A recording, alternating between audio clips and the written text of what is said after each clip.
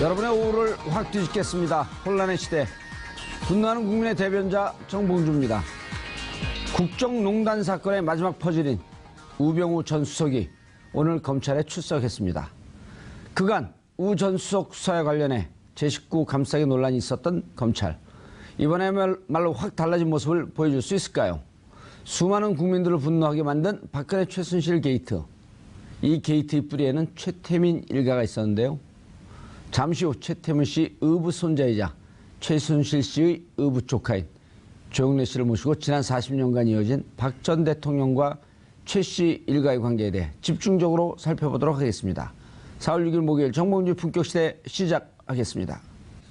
4월 6일 목요일 정봉주 품격시대 첫 번째 이슈 들어가겠습니다. 박근혜 최순실 게이트의 마지막 퍼즐. 우병우 전 청와대 민정수석이 오늘 오전 검찰에 소환됐습니다. 우 전 수석이 수사기관에 불려나온 건 오늘로 세 번째인데요. 구속의 문턱에서 매번 돌아왔던 우 전 수석. 이번에도 돌아올 수 있을까요? 이 문제와 관련해 전문가 세 분 모시고 말씀 나눠보도록 하겠습니다. 정상근 미디어오늘 기자 나오셨습니다. 네, 안녕하십니까. 예. 자주 나오시니까 조금 자연스러워지신 거 아니에요? 네, 뭐 갈수록 조금씩 나아지고 있는 것 같습니다. 예. 오늘은 좀 겁나게 얘기했는데요. 아, 그럼 또 다음 주부터 또 긴장해서 질문 한마디 드릴까요? 아, 질문이요? 예. 아, 다음에 주시면 안 될까요? 감옥 가고 싶어요? 아, 아니요. 요즘 감옥 무서운지 아는 사람들이 많아졌어요. 그죠, 변호사님? 네, 저도 무섭습니다. 예, 훌륭한 분이에요. 그래도 감옥 가는 분들 안 가게 빼줬으니까. 노영희 변호사 자리하셨습니다. 네, 안녕하십니까. 예. 자, 그리고 이종훈 평론가, 모든 문제 전문가 자리하셨습니다. 네, 안녕하십니까. 예. 정말 이종훈 평론가님은 모르는 게 없는 것 같아요.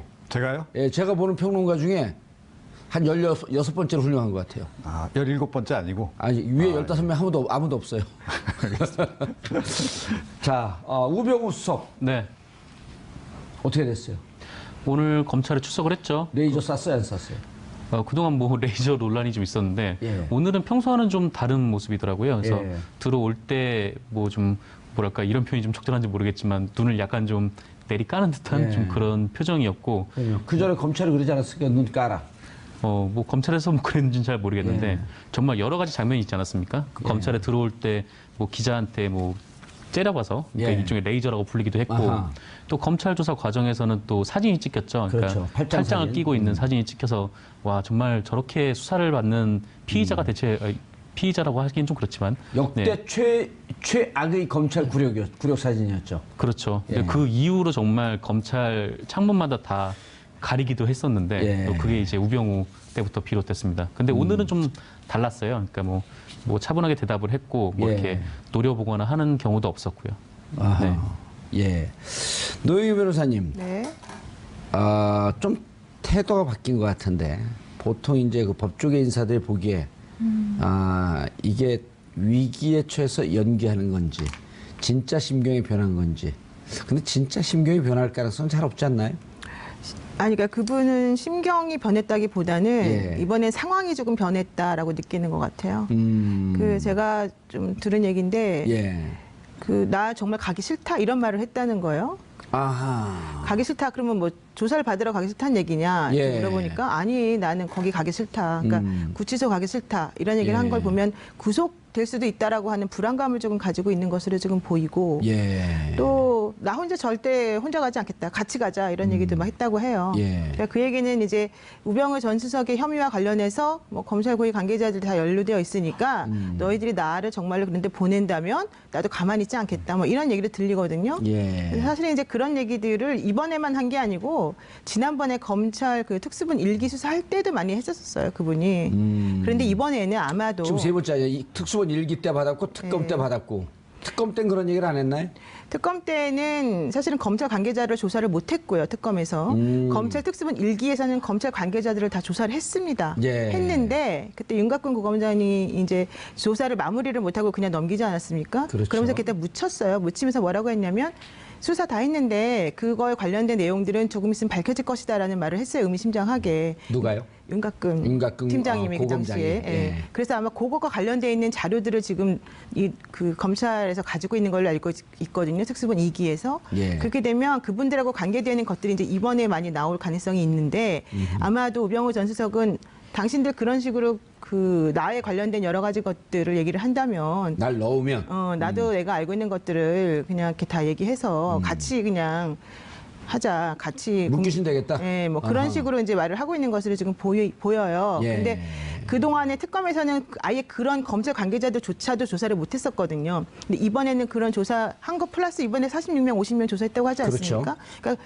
노승건 차장님이 지난번에 그 기자들하고 티타임 하면서 우리 너무 억울하다. 우리 이렇게 열심히 하고 있는데 왜 자꾸 니네는 우리 수사 못한다고 하느냐. 막 화를 냈는데. 봐주기 수사하고 있는 거 아니냐라고 예. 하는 오해에 대해서 예. 확 기분 나쁜 얘기를 했죠. 네, 그래서 이제 불쾌하다는 심정을 딱 드러내면서 하고 오늘 또 이제 그런 식으로 조사를 받으러 이제 왔는데 우병우 수석의 얼굴이 조금 안 좋았잖아요. 예. 그러니까 그거는 아마도 조금 위기 의식을 느끼고 있는 것으로 보이고 검찰도 절치부심했다. 아하. 그런 걸 좀 보여준 것 같습니다. 이번에 우병우 전 수석 입장에서 이번에는 간다. 그러니까 그런 불안감을 좀 가지고 있는 것으로 알겠습니다. 이종훈 평론가님, 네. 또 이 심리 분석, 사람의 인상 분석, 이게 전문가이신. 그러니까 눈빛이 오늘 질문도 하기 전에 막 대답해요. 모든 문제 전문가니까 조금 오버하시는 것 같은데. 그게 아니고 벌써 다 그렇게 대충 이제까지 그렇게 질문하셨기 때문에 오늘 예, 알겠어요. 오늘 하십시오, 그러면. 네. 아니 눈빛이 좀 많이 겸손해진 건 맞아요. 그런데 절반만 겸손해졌다. 그래서 우리 이종훈 평론가님 실제로 매력적이야. 그러니까 후속이 딱 이번에 돼야 딱 절반이 아니면 49%쯤, 51%쯤. 52%죠. 52%쯤. 그래서 실제로 이제 구속이 딱 이게 절감이 돼야 예. 그때는 확실하게 겸손해질 것 같아요. 그러니까 박근혜 전 대통령도 그랬잖아요. 그러니까 이 법원에 영장실질심사 받으러 딱 들어갈 때 예. 그때 딱 이 청사 건물을 다 올려다 보는 장면을 우리가 봤잖아요. 그러니까 우병우 전 수석도 이제 그런 광경이 연출될 것 같고 예. 아직까지는 이제 좀 덜 겸손한데 사실은 오늘 검찰발로 지금 나오는 얘기가 가족을 지금 무더기로 기소하겠다라는 얘기가 딱 나왔단 말이에요. 와. 이게 굉장히 센 얘기다. 다른 걸 보고 있다라고 하는 그 의미가 가족까지 걸 수 있으니 그런 네. 얘기인가요? 그래서 어느 정도는 그 얘기가 들어갔을 수도 있겠다. 그러니까 뭐 우병우 전 수석에 워낙 뭐 이 후배들이 많잖아요. 야. 그러니까 수사 기류에 대해서 대강은 듣고 좀 들어갔을 가능성이 높지 않나 이렇게 생각을 하고 예. 이게 비단 자기만의 문제가 아니고 이제 가족에게까지 다 예. 이게 화가 미칠 수 있다라는 생각이 드니까 자연스럽게 겸손해지지 않을 수 없었을 것이다라고 생각을 좀 하거든요. 근데 이 검찰의 이 카드가 제가 보기에는 이게 일종의 괘씸죄 적용일 거라고 저는 봐요. 뭐냐 하면 그러니까 우병우 전 수석이 너무 기세등등하니까 뭐 여차하면 다 이렇게 안고 자기가 다 그냥 다 물귀신처럼 이렇게 하고 들어가겠다라는 식으로 이렇게 기세등등하게 나오니까 예. 검찰이 아주 비장의 카드를 지금 준비를 한 게 아닌가. 검찰 수뇌부가 그랬다라고 저는 생각하지는 않습니다. 이번에 수사를 어찌됐건 전담하고 있는 그 첨단 범죄 수사팀의 이군수 부장검사께서 뭐 개인적인 연고도 거의 없다는 거 아니에요? 예. 그러니까 이번에 본인이 준비한 비장의 카드가 온 가족 무더기 기소 카드가 아니었나 이렇게 생각합니다. 노영희 변호사님이 웃는데요.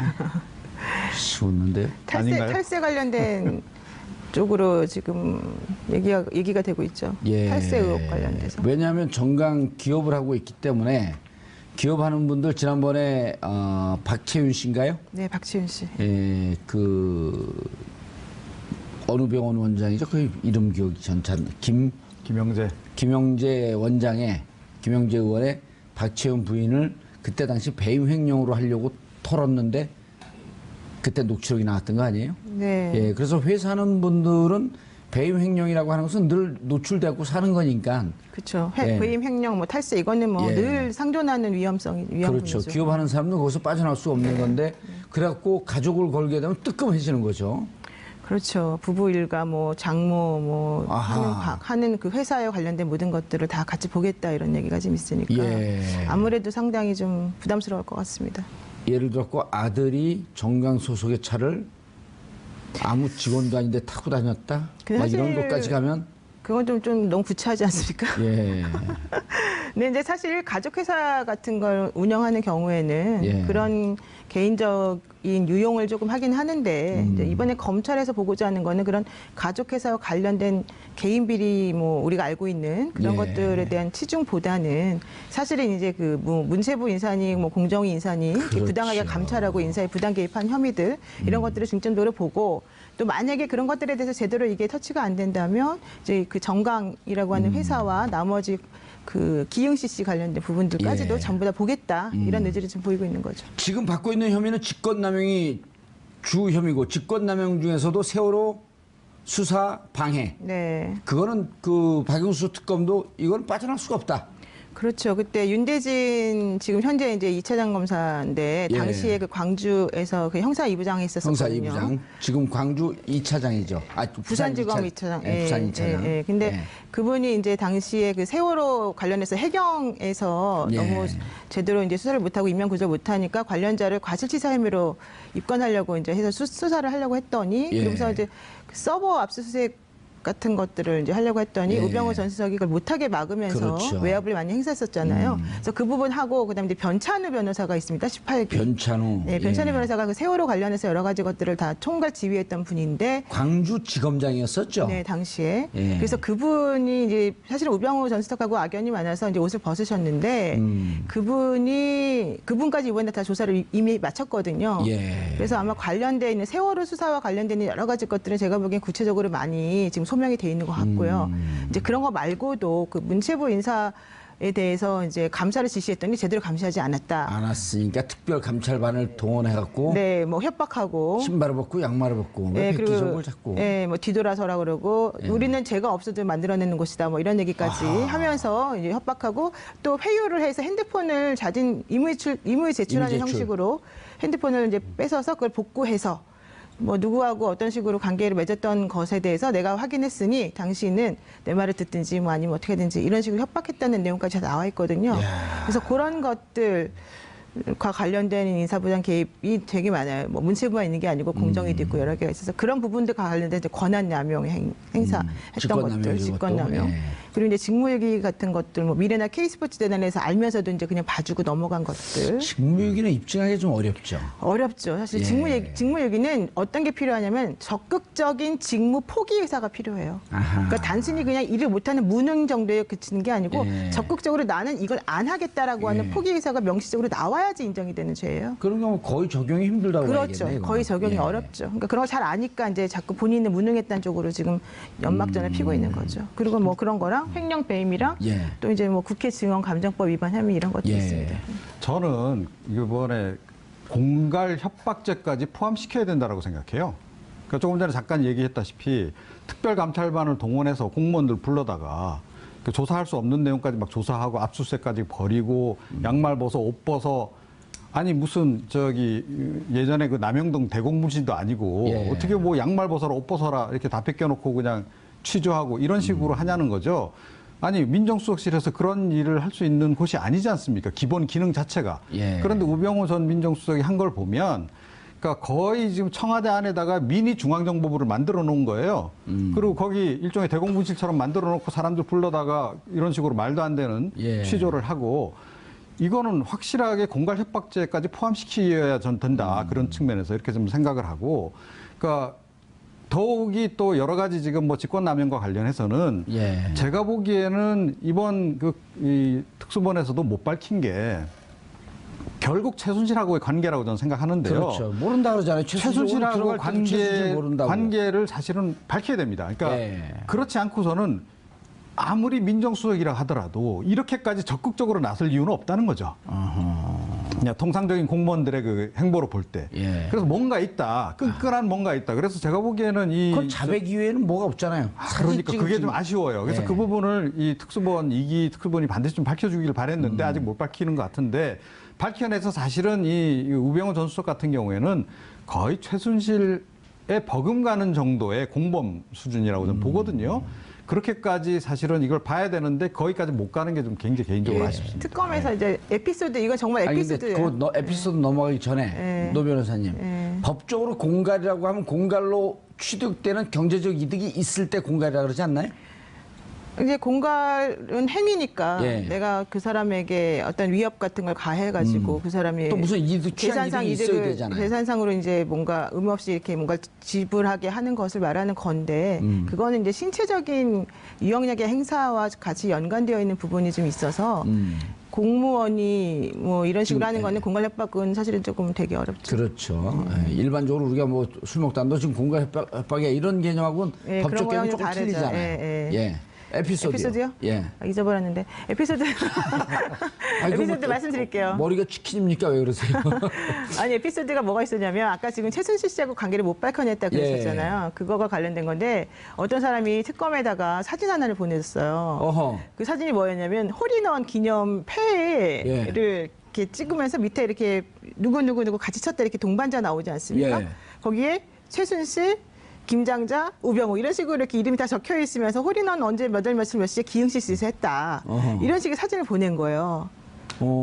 그러니까 깜짝 놀랐을 거 아닙니까? 최순실하고 우병우 씨하고 같이 이제 커플 장모, 썼을까? 장모하고, 장모랑 예. 이런 생각을 하면서 게다가 홀인원까지 그래서 그걸 알아보라라고 했는데 결국 이제 그거를 뭐 제대로 알아보지는 못했고 그걸 누가 보냈는지도 사실은 불분명하고 이래가지고 그걸 그냥 넘겼다고 얘기를 해요. 예. 그러니까 그런 식으로 최순실 씨와 우병우 씨 사이에 있던 여러 가지 관계들이 있다는 증거들이 사실 무대기를 많이 제보가 들어왔는데 확인이 안 됐다. 확인을 할 수 없는 구조여서 확인을 할 수 없는 구조여서 못했다는 거죠. 아, 그게 특수본이면 할 수 있다는 건가요? 그럴 수도 있을 것 같은데 그건 제가 말을 못 하겠어요. 그건 정확히 모르니까. 알겠습니다. 예, 예. 자, 그런데 아까 우리 이제 이종훈 평론가도 잠깐 얘기를 했는데, 네.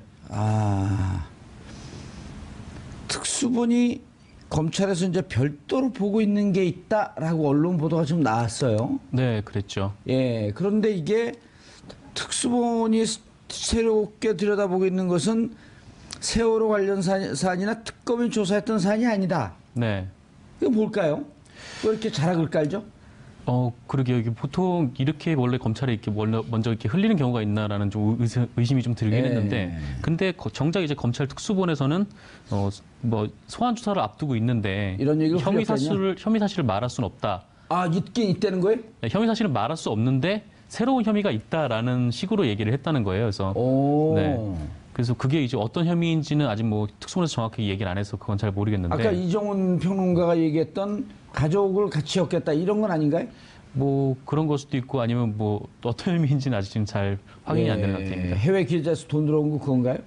뭐 그것도 저는 사실 잘 모르겠는데. 싱가포르 계좌로 추정되는 그 얘기가 계속 돌았었잖아요.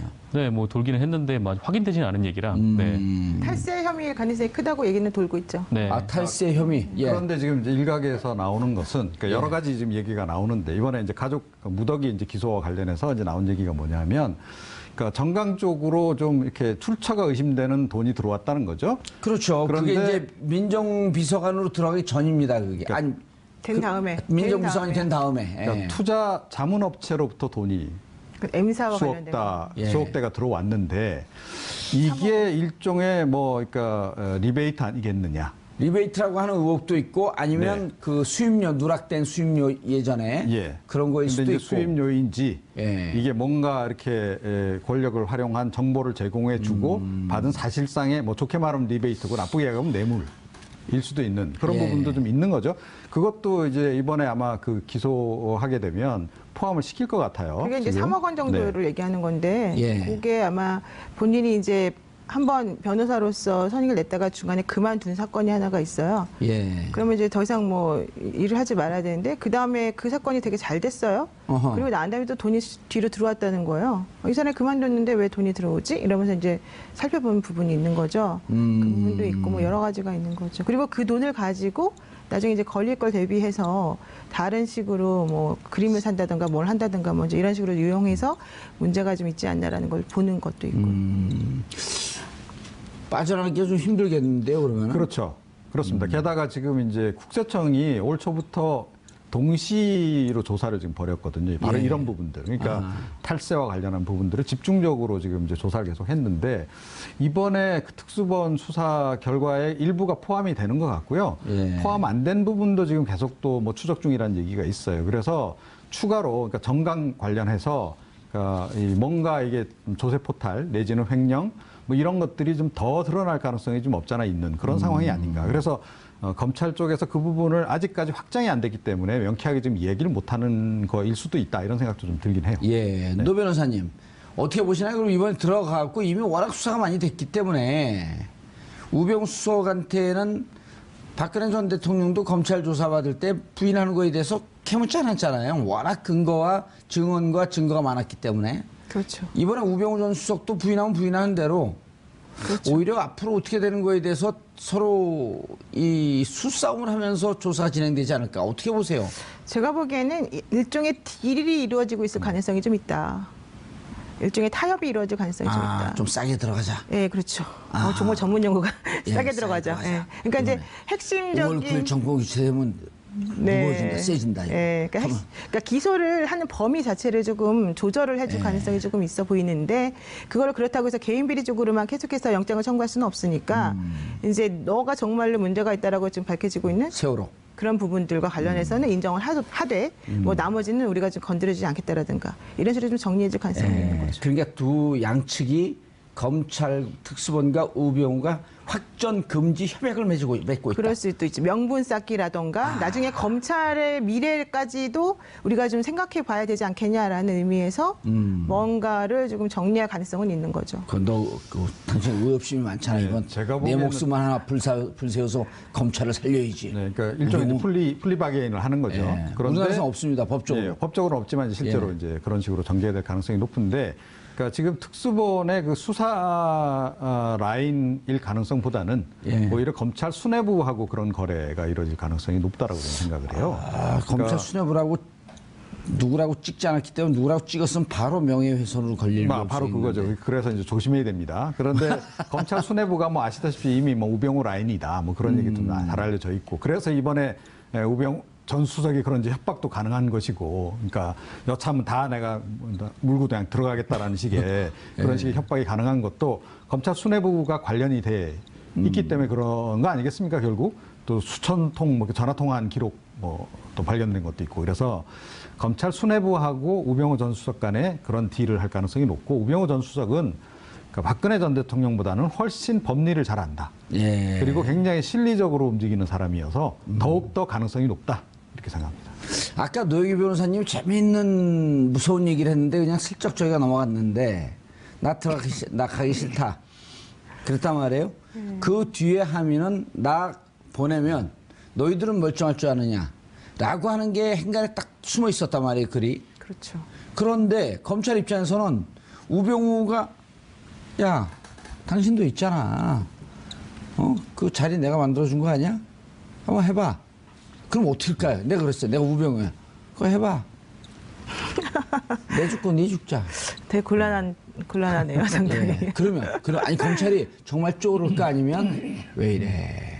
이제는 쫄 단계는 아니지 사실은. 이제 검찰도 이제는 본격적으로 결정을 내려야 될 단계거든요. 예. 더 이상 뭐 그런 거에 이제 휘말릴 수는 없는 것이고, 뭐 어쨌든 그런 사실이 있었다 하더라도 예. 그것은 이제 근거도 없는 건데. 아니 근거는 있겠죠. 있어요? 우병우 전 수석이 뭐 아무 근거도 없이 그냥 말로만 그렇게 할 사람은 아니니까 어허. 분명히 뭔가 들고 있으면서 그런 얘기를 할 수 있었겠죠. 그러니까 그동안의 수사가 제대로 진전이 안 됐겠죠. 예. 근데 이제 그거는 정확히 어떤 걸 들고 있는지는 지금 말할 수는 없지만 어쨌든 요점은 그런 상황이라면 검찰 입장에서는 그래도 어쨌든 우병우 전 수석이 모든 걸 총괄해서 한 사람이고 기획을 하고 예를 들면 이렇게 판단이 된다면 그거에 맞춰서 실제 손발처럼 움직였던 몇몇 사람들에 대해서는 뭐 일종의 조그만 책임을 져야 된다면 지게 하고 예. 대신에 실질적인 책임은 우병우 당신이 지고 이런 식으로 정리를 해야 되겠죠. 그렇죠. 검찰 입장에서 어찌 보면 이제 검찰 입장에서 검찰도 이 부분에 대해서 자유롭진 않지만 그렇죠. 검찰 네. 입장에서 보면 청와대 민정수석이라고 하는 게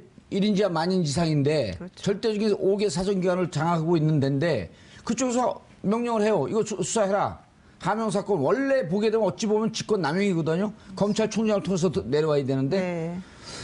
그럼에도 불구하고 이건 당신 시켜서 어쩔 수 없이 했습니다. 그거 해주니까 뭐 좀 영전됐어. 이게 떡고물로 영전이 됐는지 진짜 실력으로 영전이 됐는지 이 부분에 대해서 우병우 수석이 하는 얘기에 대해서 이제 세월 좀 지났다. 박근혜 대통령도 갔고 5월 9일이면 정권도 바뀌니 가라. 이럴 것이다 이런 건가요? 예, 원래 이제 상관의 상관의 부당한 예. 위법한 명령은 복종하면 안 됩니다. 거부할 권한이 있죠. 거부를 해야 됩니다. 네. 그런데 그걸 안 하고 그냥 상관이 시키니까 했다. 이거는 사실은 면죄부가 될 수가 없어서 검사들, 그러니까 민정수석실에서 같이 있었던 검사들이 예. 만약에 우병우 전 수석이 시켰기 때문에 했다 이런 식으로 한다고 해서 빠져나갈 수는 없어요. 예. 그렇지만 그럼에도 불구하고 어허.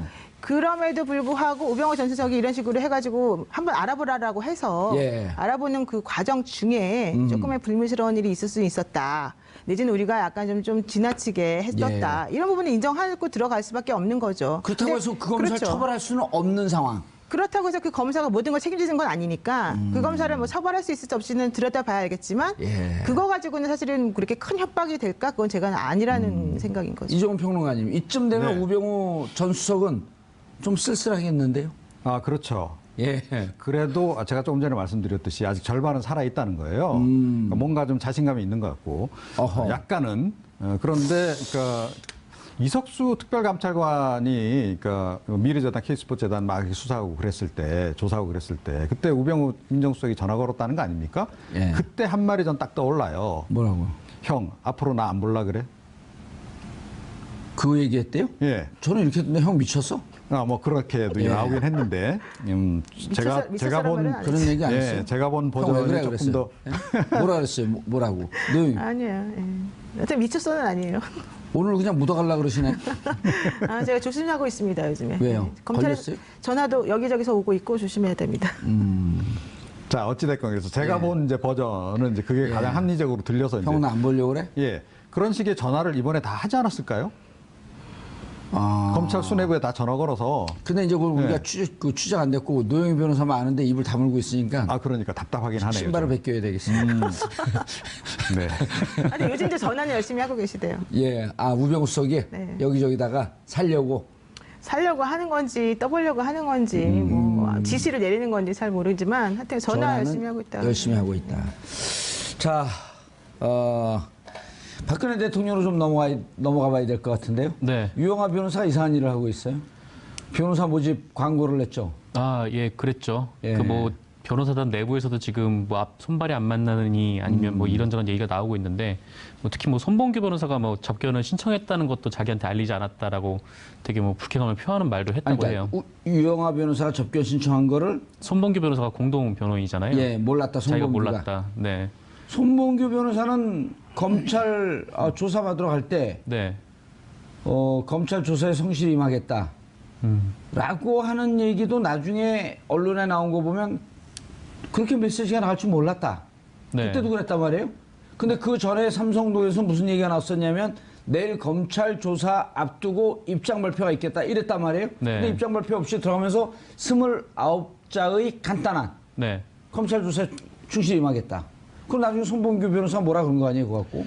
뭐 그렇죠. 그때도 손발이 안 맞았던 건데. 네, 뭐 계속 손발이 안 받고 있는 것 같고, 근데 뭐 지금 박근혜 전 대통령은 어쨌거나 유영하 변호사를 굉장히 좀 신뢰를 하고 있는 듯이 뭐 접견도 계속 유영하 변호사가 하고, 그리고 또 유영하 변호사 최근에 뭐 자기 법률사무소에 뭐 3년 미만 변호사를 채용을 한다고 그렇게 공고를 냈다고 하네요.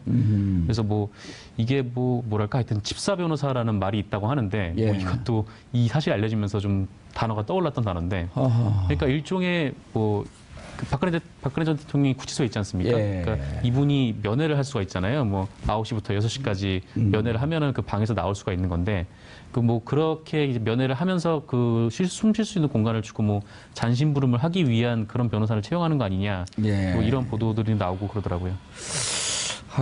이게 지금 유영하 변호사만 면회를 하고 있잖아요. 네, 그렇죠. 손범규 변호사도 지금 면회를 안 하고 있잖아요. 안 하는지 못 하는지. 그렇죠. 예. 근데 제가 취재하고 제가 들은 정보에 따르면 지금까지는 별로 고통스럽지 않다. 그리고 잘 지내고 있다. 이렇게 얘기가 나오고 있단 말이에요. 네. 그리고 교도소에서의 정식 호칭은 대통령님이라고 하기로 했다고 하고, 네. 그리고 박근혜 전담반에서 7명 내지 8명 여자 교도관을 배치했다고 하고, 네. 이건 언론에 안 나온 겁니다. 그거 나왔어요. 나왔어요? 깜짝이야. 다 나왔어요? 네, 다 나온 얘기예요. 예. 별로 중요한 게 아니네요. 아니 중요한 얘기죠. 왜냐하면 여자 교도관 7명을 전담 배치한다는 거는 한 명에 대해서 사실은 과잉 이죠. 그렇지만 뭐 어쩔 수 없는 부분이 있으니까 그건 이제 받아들일 교도소장 수밖에 없죠. 재량이니까요. 그렇죠. 예. 근데 일반적으로는 보통 두 명 정도가 이제 이렇게 맞는 게 맞죠. 자, 그런데 유영아 변호사가 이거 왜 그랬을까요? 아, 그 3년 미만 경력 소속 변호사 모집이요? 예. 아, 그거는 제가 봤을 때는 급여를 조금 주려고 그런 것 같은데요. 3년 미만의 경력 소속 변호사라고 하는 거는 기본적으로 로스쿨 수료하신 분들을 얘기하는데요. 기본적으로는. 예. 그분들의 이제 급여가 예전보다는 많이 낮아졌기 때문에 이 임금 수준이 아니, 그러니까 어디에 쓰려고? 뭐 여러 가지 이제 잡일을 시키시겠죠. 뭐 서면도 쓰게 하고 뭐 잡일을 시키려고. 접견도 가게 하고 뭐 근데 접견은 아마 본인이 그냥 독점적으로 변호사 그 대통령에 대해서는 할 것 같고 나머지 사무실 관련된 여러 가지 일을 시키려고 하는 거 아닐까 생각이 들어요. 뭐 만약에 필요하다면 서면 작업도 시키고 뭐도 시키고 하려고 하겠죠. 언론에 안 나온 얘기 하나 해드릴까요? 네. 사람들 못 보고 이렇게 커튼 치고 있대요. 누가요? 대통령님이? 예, 대통령 그 방에 방 주위에다가 못 보게 지나가다 혹시 그렇죠. 못 차단막 보게. 같은 거 해놨죠. 그거 나오지 않았어요? 여자 그것도 또 나왔어요? 그게 이제 그건 안 이렇게 돼 나왔어요. 있어요. 여사동이 서울구치소에는 여사동이 2개가 있어요. 예.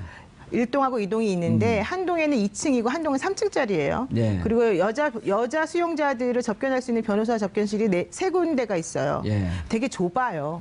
그래서 이제 박 대통령은 그중에 이제 한쪽 구석에 이렇게 방을 마련해서 예전에 미군들이 사용하던 소파 협정에 의해서 미군들 수용됐을 네, 때. 그 방을 지금 이제 사용하고 예. 있는 거잖아요. 그래서 앞에 이제 차단막도 만들어 놓고 또 뭐 교도관도 7명을 이렇게 2인 1조로 해서 번갈아 가면서 그분을 이제 다른 사람들과 접촉을 막기 위해서 이제 하고 있다는 얘기인데요. 예. 그러다 보니까는 사람들의 눈에 띄는 걸 싫어해서 앞에다 이렇게 다 막아놓고 아무도 이제 보지 못하게 하는 거고 특히 박근혜 전 대통령은 자기의 맨 얼굴을 사람들한테 보이는 걸 제일 싫어해요. 그럼 그러기- 확인이 된 거예요? 네, 그렇죠. 그래서 자기 얼굴을 아무도 못 보는 거예요. 유영아 변호사 이외에는. 그러니까 유영아 변호사는 어쩔 수 없이 봐야 이제 되니까. 변호사로서 볼 수밖에 없으니까 그분은 예. 이제 드리지만 나머지는 제가 보기에는 아마도 안 드릴 가능성이 크죠.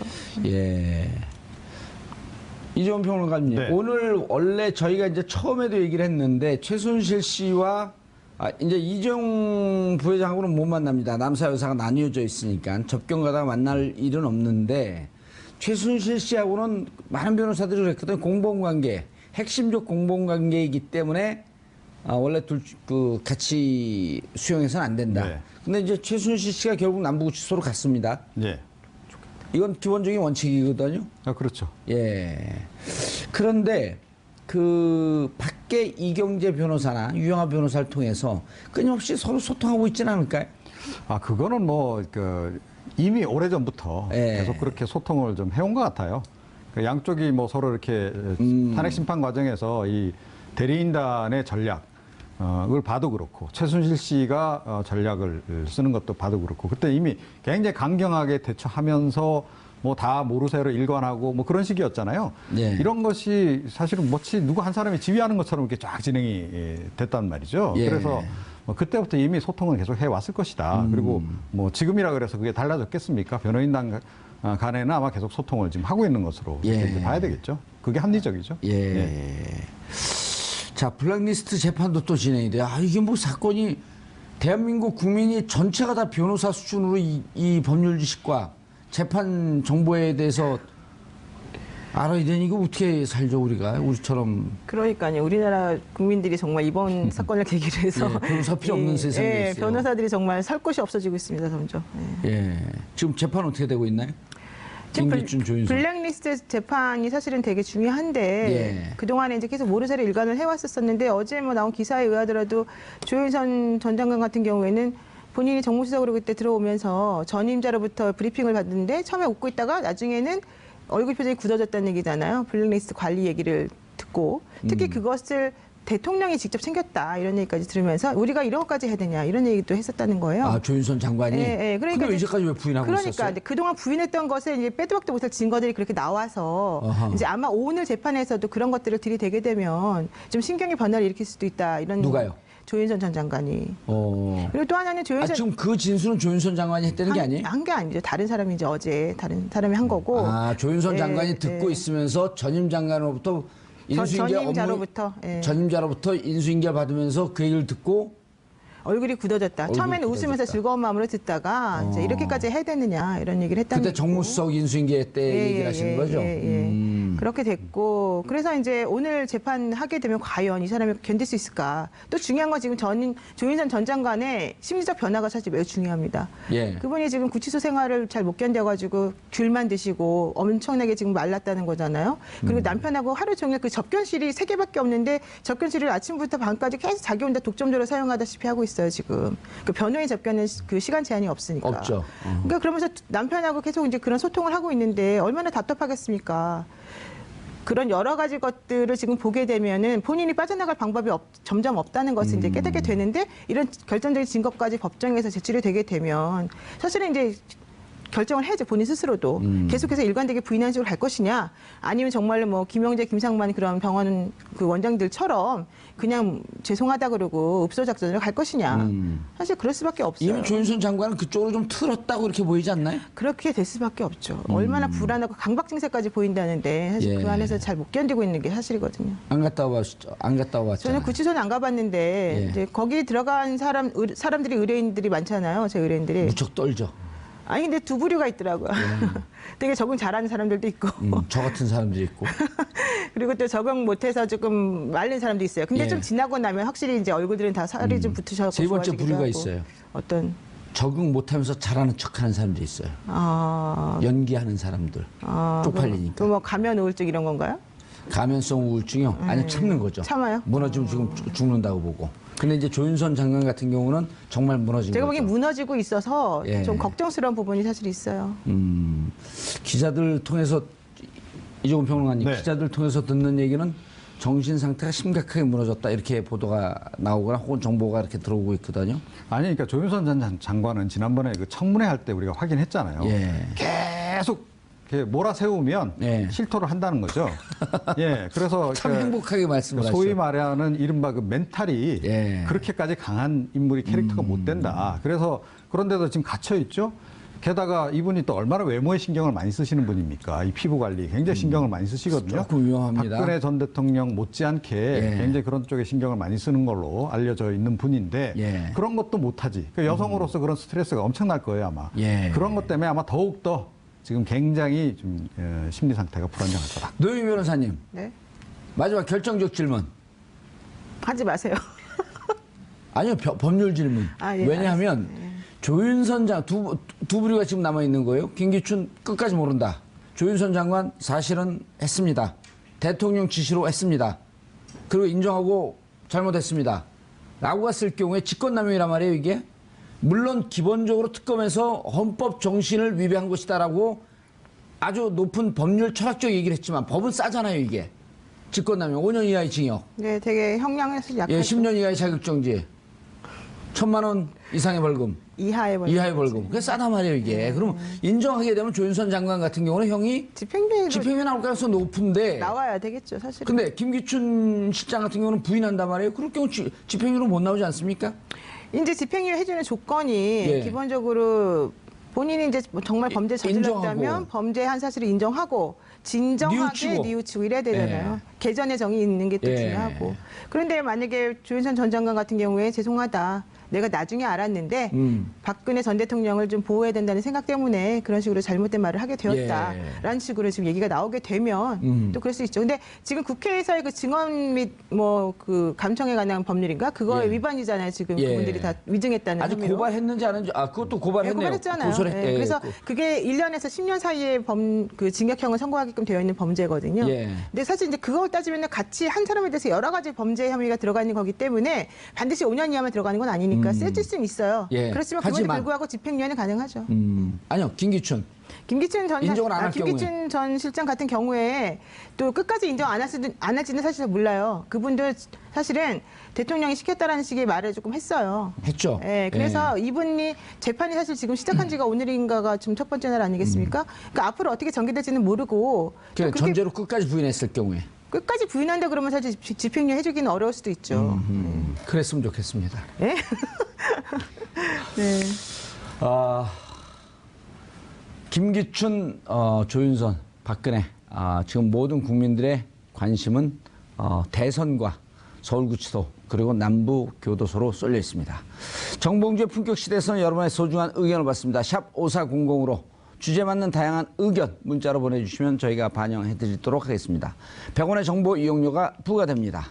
한 발 더 깊이 들어가는 시사분석, 여러분은 지금 생방송으로 진행하는 정봉주 품격시대와 함께하고 계십니다. 4월 6일 목요일 정봉주 품격시대 두 번째 이슈 들어가겠습니다. 최태민, 최순실, 박근혜 이 세 사람으로 이어지는 오래되고 질긴 관계의 본질을 누구보다 가장 잘 아는 사람은 역시 가족이겠죠.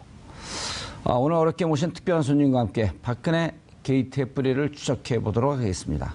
정상근 미디어오늘 기자 계속 자리하고 계시고요.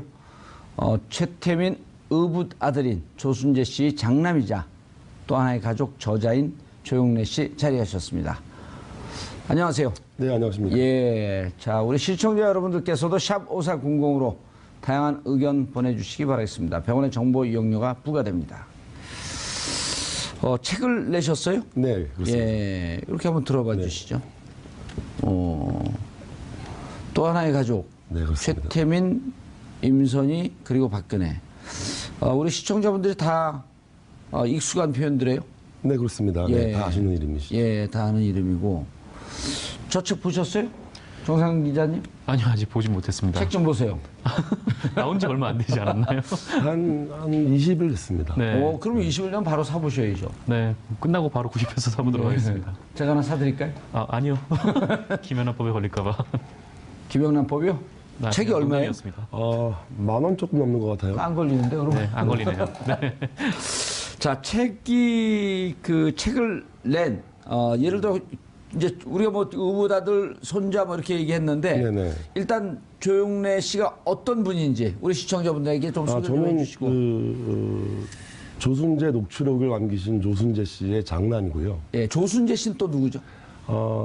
최태민 씨의 의붓 아들이고, 예. 최태민 씨의 5번째 부인으로 알려지신 임선희 할머니의 아들이세요. 예, 그러니까 임선희 할머니께서 예. 아버님 조순재를 다른 데서 낳고 이렇게 그러니까 저희 할아버지께서 돌아가신 이후에 예, 재가를 가시죠. 재가를 했는데 그 재가한 당사자가 최태민 씨. 네, 그렇습니다. 아하. 그러면 최태민 씨 입장에서는 임순희 씨가 데리고 온 아들인데 네네. 그 아들 조순재 씨에 대해서 좀 애정이 있었나요? 제가 어렸을 때 이제 최태민 할아버지에 대한 기억은 뭐 아주 어렸을 때 예. 저를 꽤 귀여워 주셨던 것 같아요. 예. 네, 그리고 아버지에 대해서는 아버지에 조순재 씨에 대해서는 뭐 아들로서의 애정이라기보다는 예. 필요한 인적 자원 중에 좀 중요한 관계 정도. 그러니까 그 최순실 씨나 그 최태민 씨의 딸들이 어렸을 때 그 시절에 이제 75년도를 중심으로 시작하는 일에 예. 저희 아버지가 이제 일을 하시게 될 수 있는 나이가 30대가 넘어가셨기 때문에 예. 재혼한 거 그러니까 최태민 임순희 씨가 결혼한 건 몇 년도예요? 그거는 75년 이전인가요? 최태민 씨와 임선희 씨의 경우 예. 50년 6.25 무슨- 전쟁 무렵이라고 보셔야 될 거예요. 꽤 오래 네, 전이네요, 그렇습니다. 그러면은. 네. 오. 그럼 75년도에 최태민 씨와 박근혜 씨가 관계를 막 가질 무렵에 네네. 아버님 조순재 씨는 꽤 장성한 아들이었네요, 그러니까 그러면은. 할머니가 없이 아버지는 혼자 자라셨고요. 사촌 집에서 자라셨고. 임순희 할머니가 아버지를 이렇게 안 키우셨어요. 키워준 건 아니었네요. 아버지는 이제 뭐 사촌 집에서 자랐고. 예. 그렇게 커서 이제 아버지 독학하셔서 대학 나오시고 장성하신 이후에 다시 엄마를 만나게 되죠. 장성한 이후에 네, 그렇습니다. 성장 과정에서 엄마를 네, 못 네. 만났고, 네. 장성한 이후에 엄마를 다시 만났고, 네, 그 그렇습니다. 연도는 언제쯤인지 정확히 기억은 잘 안 나시고. 65년도 무렵으로 알아요. 어머니 아버지가 결혼하실 무렵. 아하. 그 직전 정도. 예. 64년 뭐 65년 그때. 쯤에 이제 만나시게 돼요. 만나고 그때부터 이제 임순희 그러니까 할머니 그러니까 조순재 씨의 어머니하고 같이 생활을 하시는 그런 관계가 됐나요? 어떻게 됐나요? 뭐 처음부터 같이 살았는지는 모르겠는데 예. 저희 어머니가 결혼하신 이후에 이제 아버지가 살던 집과 할머니가 살던 집이 가까웠어요. 아하. 그러니까 같이 산 건 아니고 예, 가깝게. 늘 주변에서 이렇게 가까이 살았죠. 예. 그리고 이제 그 기억 나중에 이제 녹취록 보면서 나중에 역사를 다시 추적해 본 거 아니에요? 우리 조영래 선생님 그렇습니다. 입장에서는. 그러면은 최태민 씨와 박근혜 씨가 연을 맺는 게 74년, 75년 무렵 아니에요? 네, 그렇습니다. 그때부터 아버지 그 조순재 씨는 네. 최태민 씨와 일을 같이 도와드렸나요? 그게 이제 정확한 시점을 말씀드리자면은 74년도에 유경수 여사가 서거하시고 서거하시죠. 그 다음 해에 서거 1주기 예. 사진전, 추모 사진전이 열려요. 예. 그 사진전의 실물을 기획하세요. 아버지 조순재 네네, 씨가. 그렇습니다. 그래서 그런 능력이 좀 있으신가 보죠? 그러니까 그 전에 이제 그 이원우 국무부 장관 비서관을 하셨고요. 아하, 정치 쪽에 이렇게 관계를 좀 하고 있었네요, 그러면. 그리고 이제 아버지 30살 때 국회의원 출마하셔갖고 떨어지셨죠. 서대문 갑구로. 오. 그리고 이제 그 전에는 그러면 그 거기 관광 김상현 의원이 있는 그쪽 지역 어딘데요, 거기가? 그 당시에는 김재광 씨가 김재광 됐죠. 씨. 네. 아하. 그럼 아버님 조순재 씨께서 꽤 이렇게 사회 활동에 적극적이시고 예, 정치권의 관계 가까이 계셨었고 네네. 직접 30살 때 국회의원 출마까지 하셨었고 네네.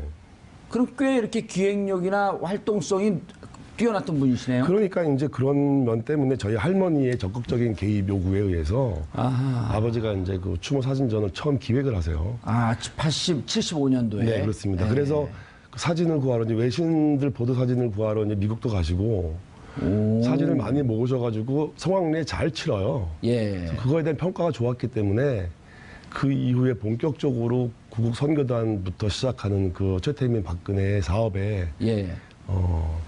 제 시작부터 동참하시게 되는 거죠.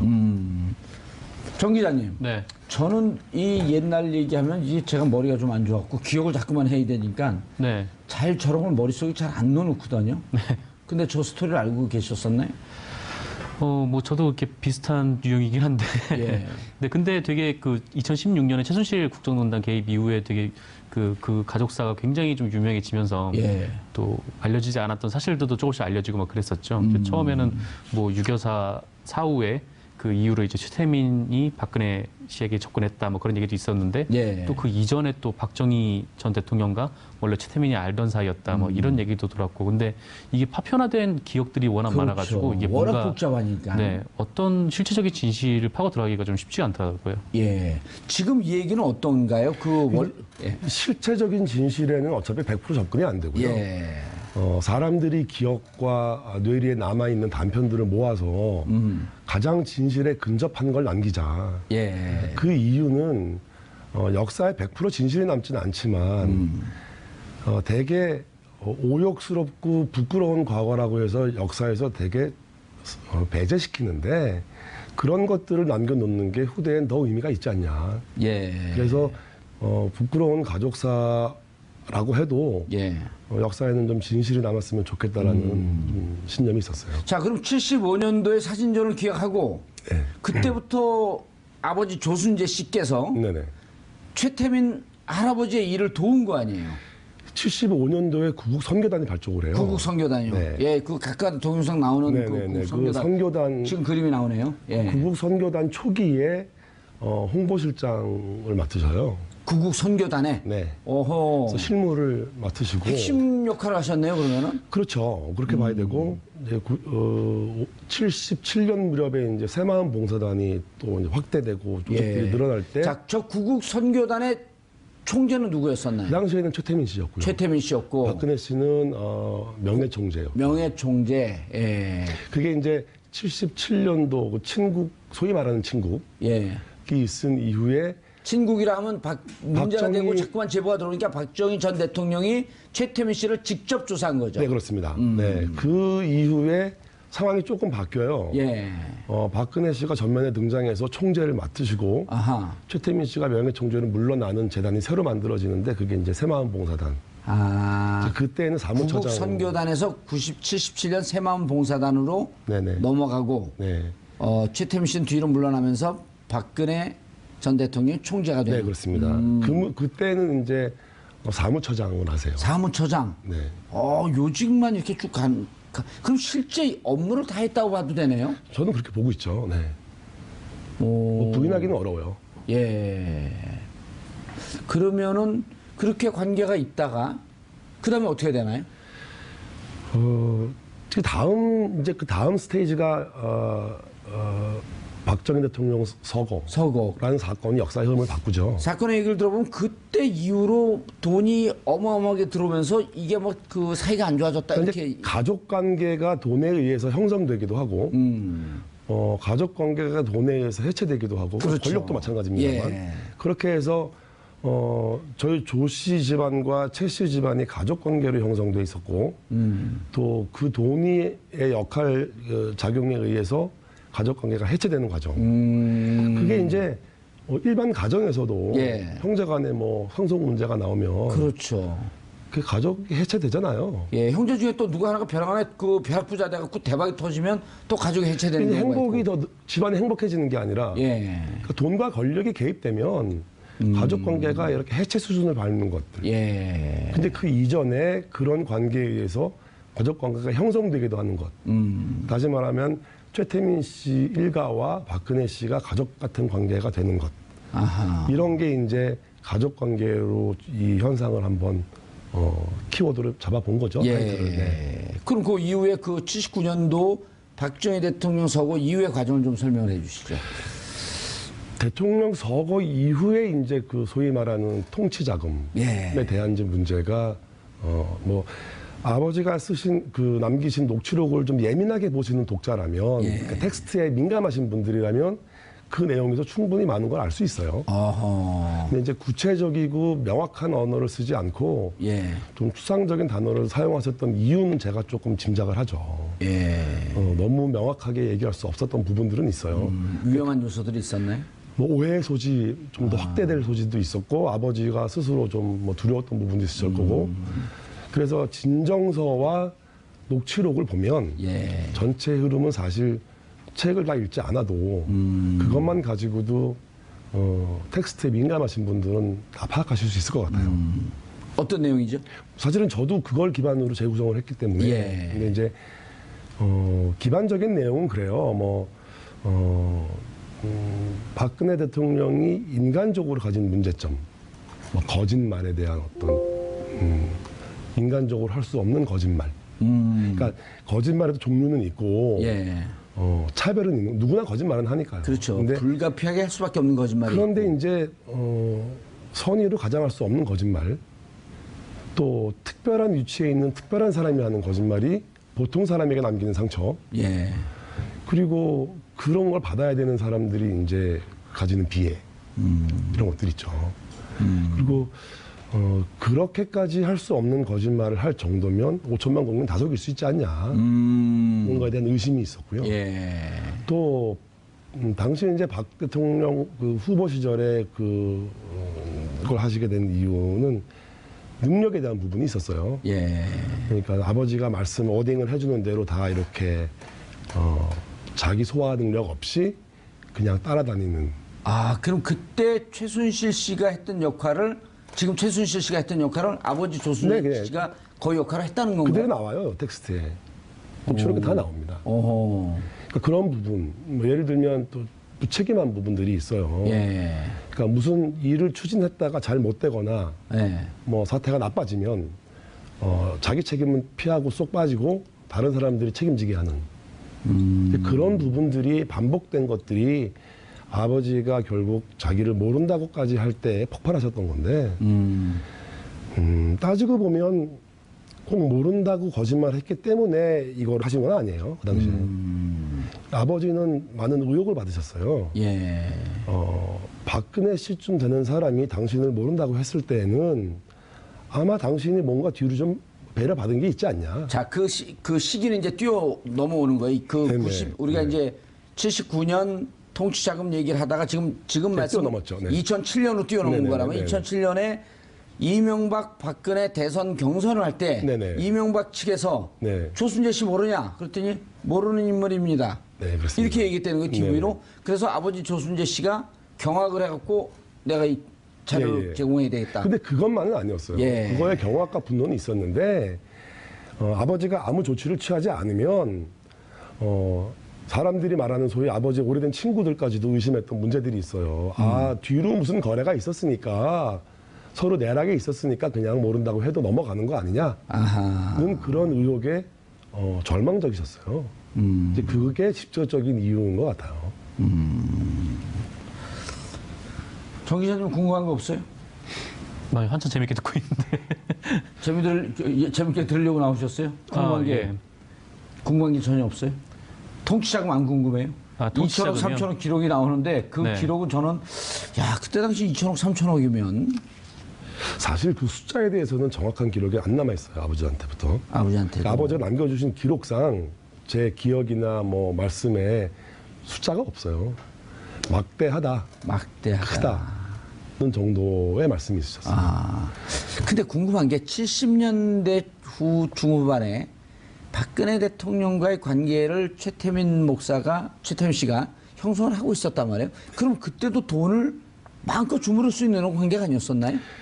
70년대에 그 이제 소위 말하는 그 관변 단체 같은 예. 단체들을 운영할 때는 구국봉사단, 한마음봉사단. 뭐 많은 기업들이 후원을 하죠. 예. 그러니까 좋은 마음으로도 하고요. 뭐 권력에 들어둔 뭐 보험도 되고. 그때 뭐 권력이 하늘을 나는 진짜 하늘을 섰던 권력이었으니까. 뭐 왕조 시대의 권력이니까 예. 지금 시대랑 비교가 안 되겠죠. 그러니까 다 좋은 뜻으로 동참도 했고 또 그럴 만한 명분도 충분히 있는 일이었고. 예. 그러니까 그때도 이미 돈이 불편하거나 없어서 못하는 일은 없었어요. 예. 자, 그리고 그때 돈이 있다가 이제 79년대 박정희 대통령이 서고되면서 그 많은 통치 자금이 예. 어디로 흘러 들어간 거로 판단이 되세요?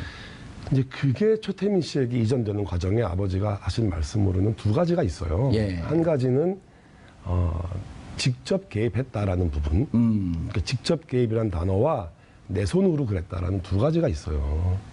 무슨 말이죠? 직접 개입했다는 최태민 씨가 직접 개입한 아버지가. 아버지가 그 돈이 최태민 씨에게 넘어가는 과정에 직접 개입했다라는 말과 내 손으로 그랬다라는 후회가 돌아가시는 무렵에 이제 여러 번. 그럼 그 돈을 이전하는 과정을 직접 아버지 조순재 씨께서 다 하셨다는 거 아니에요? 그런데 그 그게 말씀을 추정해 보면 그런데 이제 말씀이 그러세요. 직접 했다와 내 손으로 했다라는 게 정말 내가 들어서 손으로 이렇게 옮겨다 줬는지 예. 아니면 누군가 그렇게 하는 과정에 개입을 해서 뭐 세팅을 좀 했던지 어쨌든 뭐 전체적인 흐름은 알고 계셨을 그렇다고 거 보는 아니에요. 거죠. 네. 그리고 직간접적이지만 상당히 주도적인 역할을 했었고. 네, 그렇습니다. 그러니까 그 돈이 움직여가는 과정을 누구보다도 정확히 알고 있었고. 그렇습니다. 그러고 나다 언제 사이가 틀어졌나요, 그러면은? 최태민 씨하고. 사실은 이제 사후에 박 대통령 사후에 정수장학회를 맡아달라는 요청이 있었어요. 예. 그러니까 저희 할머니는 저희 아버지는 그러니까 어머니의 요청을 거절을 못했어요. 최태민 씨가 좋아서가 아니라 예. 어머니의 요청을 거절할 수 없는 그 입장이 있었어요. 예. 상처받은 아버지의 그 상처받은 모성에 대한 부분도 있고, 네, 아픈 기억도 있고. 예. 그래서 이제 정수장학회를 맡아달라는 요청을 아버지가 극구 사양을 하세요. 그러면서 이제 그 시절이 50이 되잖아요. 예. 그 50 시절에는 다들 숨죽이고 이제 한 발 뒤로 물러나고 다 이제 가라앉아 있던 시절이니까. 예. 그때 아버지는 경남기업이라는 회사로 내려가세요. 예. 그래서 거기서 생활을 하시고 그때 이제 정수장학회를 맡으라는 요청을 아버지가 거절하시면서 50이 끝날 무렵에 영남재단으로 가세요. 영남대학, 영남재단. 영남재단. 네. 그 영남재단에 영남투자금융이라는 회사가 있는데 예. 영남대학교가 1인 주주였어요. 어. 그 회사의 전무를 가서 사실상 조직을 장악하죠. 그럼 그 영남재단이 영남대학을 소유한 건가요? 소유 관계는 뭐 명확하지 않은데 예. 어쨌든 뭐 영남대학교가 그 금융회사를 소유하고 있는 거죠. 아하. 그럼 그때까지도 관계가 좋았던 거 아니에요? 정수장학회를 맡지 않았지만 영남금융에 들어가서 그 영남대학과의 관계를 가지면서 계속 네, 우호적 그렇습니다. 관계를 네. 갖고 있었는데 네, 언제 헤어졌냐는 거예요? 언제? 그 이후에 이제 영남재단의 일을 그만두시고 나서 다시 정수장학회 맡으라는 요청이 또 있으셔요. 예. 이제 그때 아버지가 극구 사양을 하시고 왜 그런지 이유는 모르시고요. 워낙 의혹도 많고 문제도 많은 데여서 하고 싶지 않았고 저희 어머니도 극구 반대하셨고. 예. 근데 그 무렵이 이제 최태민 씨가 이제 건강이 나빠지는 무렵 예. 이렇게 되고 여러 가지 사연이 있었겠죠. 이제 할머니와도 조금씩 멀어지기 시작해요. 네. 최태민 씨가 아니요, 저희 아버지가. 아버지가 아, 그게 이제 80년대 말 90년대 초반쯤 일이네요. 그때부터 어느 한 순간을 계기로 이렇게 무잘라도 자른 게 아니라 예. 천천히 멀어지고. 멀어지는 그런 계기가 과정들이 있어요. 그때 그럼 70년대 후반 80년대에 최순실 씨를 보셨나요? 그럼요. 우리 조영래 선생님께서. 네네네. 최순실 씨가 그때 막 적극적으로 관여해서 일을 막 하고 그랬었어요? 그때부터 관여가 이제 들어오고 직접적인 개입과 일이 이제 주도권이 그로 넘어가는 과정이 천천히 이루어져요. 그런데 이제 그 책에서 이런 표현을 썼단 말이에요. 그 할머니 임순희 씨, 그 다음에 최순실 씨를 공통의 특징을 보면 탐욕이라고 표현할 수 있다. 그 자기 욕망 표현에 대한 거침없는 성격들이 있어요. 뭐 세련되진 않지만 예.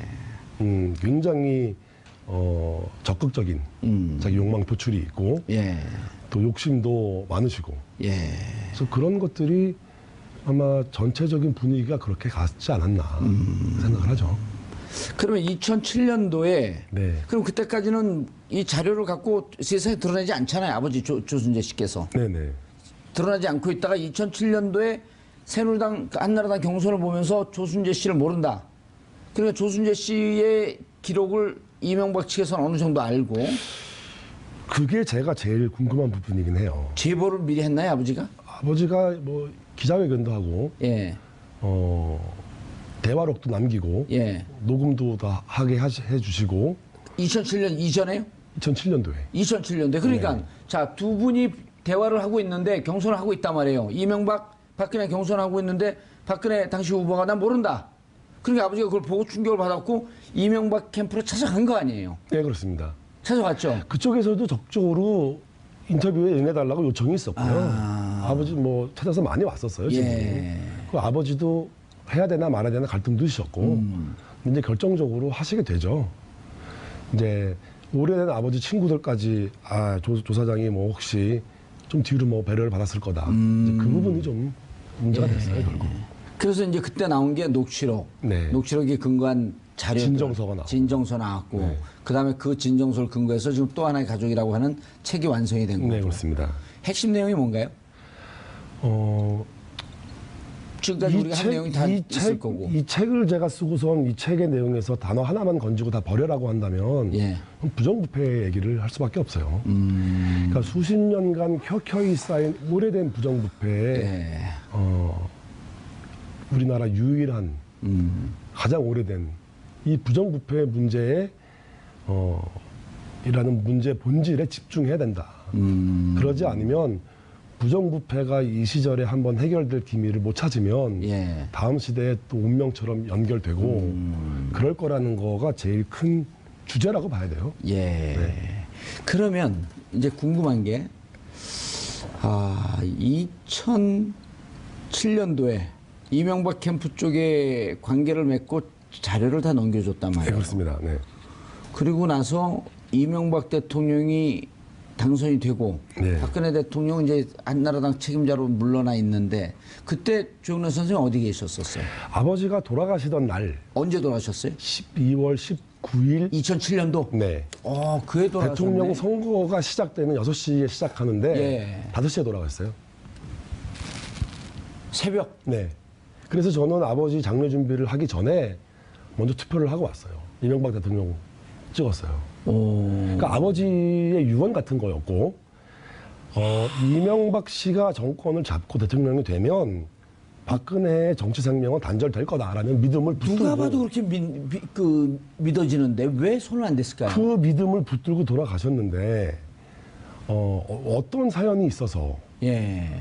뭐 제가 의혹 제기한 사람은 아니지만 이것도 의혹이니까 제기할 수밖에 없고 아마 그 시절에도 피치 못할 사연이 있고 숨기고 싶은 사정이 있으니까 그렇게 야합한 결과로 정권이 넘어가지 않았냐. 이해가 되세요? 뭐 그런 얘기들이 되게 많았죠. 일단 뭐 일종의 뭐 조순재 녹취록이라고 하죠. 예. 근데 뭐 그거를 뭐 MB 그쪽에서 이제 품고 있고 그때 뭐 나중에 얘기지만 뭐 정두원 의원은 뭐 그게 공개가 되면은 뭐 사람들이 밥도 못 먹을 정도라고 그렇게 얘기를 하면서 정작 그거를 공개를 하지 않았었잖아요. 근데 왜 당시 공개를 하지 않았죠? 그때 이제 뭐 이명박 캠프에서 그 최태민 문제에 대해서 박근혜에게 제기를 했다면 박근혜 캠프에서는 BBK 문제를 좀 제기를 하지 않았었습니까? 그래서 사실 그때 아하. 뭔가 딜이 있었던 거 아니냐. 한 방이 있으시오. 근데 그거는 뭐 충분히 예측 가능했던 문제고요. 저는 거의 BBK에 빠져갖고 잘 그런 기억이 안 나. 의혹이 더 합리적이에요. 그러니까 둘이 똥 묻은 개, 겨 묻은 개가 서로 비판하면서 어떻게 할 수 없었던 그 상황. 내용이 BBK인지 뭔지는 모르겠으나 MB도 결정적인 단점이 있으니까 함부로 조순재 녹취록을 공개할 수 없는. 할 수 없었던 거고 그 다음 정권으로 이어지는 과정에서도 그런 이유가 작용했기 때문이 아니겠냐. 아하. 그러니까 그 과정에서 지금까지 정치인들 중에 누구 한 사람 미안하다고 말한 사람은 못 봤어요. 그러니까 정치 권력을 세워주고 예. 박근혜를 올려서 대통령으로 만들어 주신 분들이 대통령 선거 나와서 지금 또 정권 잡겠다고 저러고 계시고 뭐 염치가 무척 없죠. 그런데 문제는 뭐냐면 그렇게 했던 사람들이 지금 정치선에서 누구 한 사람 미안하다, 책임지겠다. 잘못했다는 말이 없다는 것이 박 전 대통령께서 지금 억울하다라는 거에 맞닿아 있어요. 그러니까 왕조 시대의 군주가 행한 통치 행위에 대해서 백성이 비평을 허용하지 않았죠. 똑같은 맥락의 의식 구조를 가졌다고 보면 다 설명이 돼요. 아니 저는 제가 이제 BBK 문제 때문에 2012년 대통령 선거 있었던 그 해에 1년 동안 감옥에 있다가 대통령 네네. 선거가 끝나고 3, 4일 있다가 이제 제가 출소를 해서 네. 1월 초에 한나라당의 아주 고위 책임자 장관급 인물하고 식사를 해요. 저하고 개인적인 연이 있어서. 네네. 식사를 하면서 제가 그 얘기를 물어요. 박근혜 대통령이 당선이 됐는데 2007년도 그 구원이 있지 않습니까? 그러면서 이명박 4대강, 자원외교, 방위산업 이 등등의 문제, 그다음 BBK 문제까지 손을 대겠죠? 언제 이명박 조사를 하고 이명박한테 칼을 낼까요? 그랬더니 그분이 이런 얘기를 해요. 상당히 그러니까 서열 3위 안에 있던 분인데 3, 4, 5위쯤 안에 그분이 이런 얘기를 해요. 손 못 댑니다. 왜요? 그러니까 박근혜는 이명박 손 못 댑니다. 그래서 왜요? 그랬더니 자기는 문제 없나요? 그러니까 그게 정치적 이해, 예. 정치공학적 계산값 그렇게 작용하는 정치가 문제인 거죠. 전 그래서 그게 2012년 대선 치를 때 국정원 대선 댓글 게임에 같이 관여한 것 때문에 이게 같이 묶여 있나? 나중에 지나고 봤더니 이 최태민 스토리였던 거더라고요. 뭐 꼭 이거 하나냐? 그것도 모르겠어요. 뭐 의심스럽기로 따져서 의심을 하자면 한이 없죠. 근데 이제 이건 드러난 문제고 드러나지 않은 문제는 밝혀질 것이냐. 제가 이 정도의 의혹을 가진다면 예. 뭐 이 방송을 보는 시청자는 더 의혹이 크지 않을까요? 그렇죠. 이렇게 이미 40년 전부터 밝혀질 듯 하면서 덮이고 여기까지 왔는데. 네, 그렇습니다. 지금 심정은 어떠세요? 이제 탄핵 예측도 못 하셨잖아요. 탄핵 예측 못했어요. 감옥 갈 것도 예측 못 하셨잖아요. 못했어요. 마르고 닳도록 대통령하고 정권 계속 갈 줄 알았잖아요. 어느 수준에서 봉합될 줄 알았어요. 넘어갈 줄 알았어요. 그런데 이제는 예기치 않은 상황이 터진 거예요. 그렇죠. 그런데 이제 여기서 중요한 점은 이거예요. 예. 탄핵이 10번 된다고 하고 뭐 대통령이 뭐 구속을 10명이 돼도 부정부패 문제가 해결되냐? 해결할 수 있냐? 그러니까 배가 고프면 밥을 먹어야 되고 예. 배가 부르게 밥을 먹으면 살이 안 빠지는데 뭐 다이어트 책 뭐 100권 본다고 해서 살 빠지냐는 거죠. 그러니까 부정부패를 안 하려면 돈을 안 주고 안 받아야 되는데 예. 그 의지가 없다면 탄핵 사태와 무관한 거죠. 예. 돌발 주머니 책하고는 무관하겠지만 네네. 지금 한간에 이제 몇몇 기자들 몇몇 정치인들이 최순실 씨가 은닉해 놨을 것으로 추정되는 네네. 해외 재산을 찾는다 그러면서 막 돌아다녀요. 제가 그래서 안민석 의원님하고 얘기를 해봤는데 예. 이분이 국회의원 4선이신데 예. 뭐 미국 가서 뭐 찾으러 다니시고 예. 독일을 몇 번씩 가시고 예. 우리나라 국회의원 중에 부정부패 뿌리 뽑겠다고 나선 분이 한 분밖에 안 계시나. 더 언론이 치열하게 투쟁해야 되는 부분이 이 부분 아니냐. 예. 그래서 국회와 언론이 예. 부정부패 문제에 좀 집중해 준다면 예. 이게 계기가 돼서 사회가 바뀔 수 있다. 만약에 최순실 씨가 막대한 재산을 갖고 있다면 그것이 부정하게 축제된 그 돈이라고 보시는 거죠. 당연한 거죠. 그리고 해외 돈이 막대한 돈이 있다고 확신하시는 거예요? 확신은 못 하겠어요. 상당한 뭐 추정은 하지만 제가 본 것도 아닌데 예. 제가 뭐 확신은 못 하겠어요. 책을 쓰면서 아버님 녹취록을 보면서 그 과정에서는 충분한 근거가 돼요. 그럼에도 불구하고 결정적 증거가 없는데 뭐 말을 아니 함부로 그러니까 재산은 만약에 있다면 국내에 있습니까? 해외에 있습니까? 뭐 다 있지 않겠습니까? 국내에도 있고 해외에도 있고 그중에 반만 우리 줬으면 좋겠네. 돈이 많아서 불행했던 제 할머니. 예. 저는 할머니 돌아가시는 것도 몰랐어요. 그러니까 돈이 없었던 할머니라면 손자가 임종을 지키는 평화로운 죽음을 맞았겠는데 돈이 그 많아서 돈 때문에 가족은 해체됐다. 그렇죠. 네. 지금 어디 살고 계세요? 서울에 살고 있습니다. 서울에 사업도 서울에서 아니요, 전 뭐 회사를 요새 퇴사했어요. 퇴사하시고. 홍콩에서 근무하다가 예. 증권사 근무하다가 퇴사했습니다. 예. 그래서 좀 더 부정부패와 사회 문제에 대한 책을 좀 더 치열하게 한번 써봐야겠다. 그런 생각으로 다음 거 쓰고 있습니다. 예.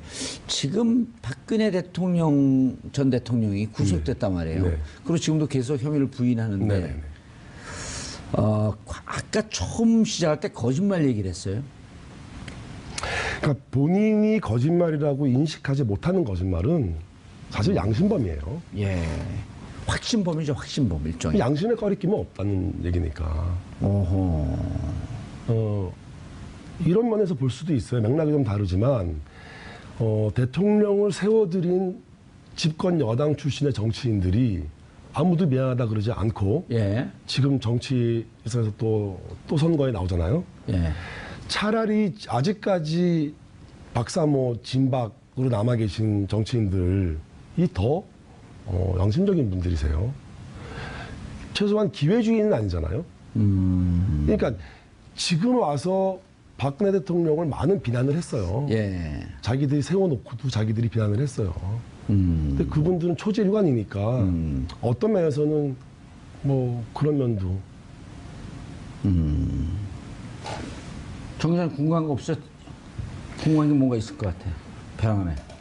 사실 이게 뭐 개인적인 궁금함이긴 한데 아직 뭐 지금 뭐 공개된 녹취록에 대한 부분들은 있는 거잖아요. 근데 네네. 뭐 사실 그때 뭐 언론인 두 분과 인터뷰를 했다는데 그때 녹취를 끄고 나서 했던 얘기들이 훨씬 더 그 듣는 충격적이다. 사람들에게 충격적이었다. 뭐 이런 얘기들이 있었는데 근데 그게 사실은 정동원 의원님하고도 이제 전 의원님하고도 얘기를 해봤는데 부인하세요. 그러니까 녹취를 끄고 한 녹취가 따로 있지는 않다라고 하셨고. 정두원 의원도 녹취를 하신 분인가요? 아니요. 언론인 두 분이 하셨어요. 그 중에 한 분은 아버지 친구셨고. 예. 근데 이제 그 친구분도 뭐 물론 뭐 아버지를 잘 모른다고 부인을 하셨죠. 그러니까 다 부인당하는 슬픔은 어허. 뭐 아버지는 가지고 계셨어요. 근데 이제 아까 그 기자님께서 질문하신 부분으로 이제 돌아가서 예. 보면 조금 더 많이 슬픈 거죠. 임선희 씨, 즉 할머니가 국정농단의 몸통이다 이런 표현도 쓰셨단 말이에요. 네, 그렇습니다. 어떤 의미죠? 할머니 임선희가 안 계셨더라면 예. 최 씨 일가가 가족으로 구성되거나 유지되지 않았을 거예요. 그러니까 가족으로서의 결속력, 카리스마, 뭐 장악력, 예.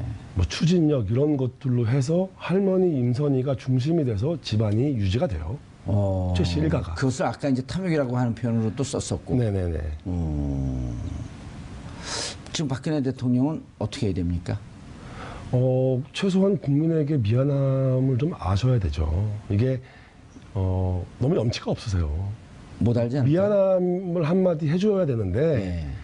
그 염치라는 거에 그 치자가 제가 저번에다 말씀드렸는데 그 한자로 귀자에 마음심자를 붙여서 쓰거든요. 그러니까 귀에 들리는 소리가 마음에 닿지 않으시는 거예요. 아하. 그러니까 염치가 있을 수가 없어요. 그 염치가 없으면 처벌을 받아야 되나요? 처벌의 문제가 아니고 역사 기록에 잘 남겨놓으면 예. 뭐 이제 뭐 영화 드라마도 나올 거고 역사가 이거를 충분히 판단할 수 있는 자료를 남겨놓는 것, 예. 최대한 진실에 가까운 것을 남기는 것, 그게 우리가 해야 될 일이죠. 그래서 우리 조영래 선생님은 또 하나의 가족이라고 하는 책을 통해서 역사의 기록으로 남기겠다. 네, 그렇습니다. 예, 알겠습니다. 최태민 그리고 박근혜 대통령의 전체 농단 사태의 원초가 되었던 그 역사의 기록을 남기신 또 하나의 가족 기록한 조영래 선생님 모시고 말씀 나눠봤습니다.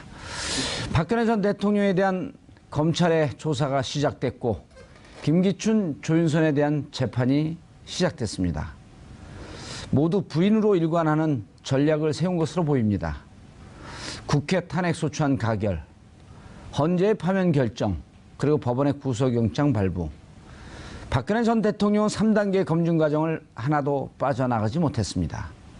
그리고 그 검증을 담당한 사람들은 모두 자신의 직권하에서 자신이 임명했던 사람들입니다. 증거에 기초한 심리는 차치하고서라도 스스로 임명했던 사람들이 박 전 대통령에게 누명을 씌워야 할 이유가 있을 것이라는 점을 받아들일 국민들은 거의 없습니다. 혐의를 벗고 감옥에서 나오고 싶은 인간의 심정이야 이해 못하는 바는 아니지만 자연인 박근혜, 김기춘, 조윤선 이전에 국가 최고 책임자의 위치에서 국정을 담당했던 사람들입니다. 그 시간 동안 고통을 받았던 국민들, 나라가 이 모양으로 침몰하고 있는 상황을 만들었던 것에 대해 솔직한 심정으로 사과하는 모습을 보고 싶은 것은 결코 무리일 것인가 하는 심정입니다. 4월 6일 목요일 정봉주의 품격시대 마치겠습니다. 감사합니다.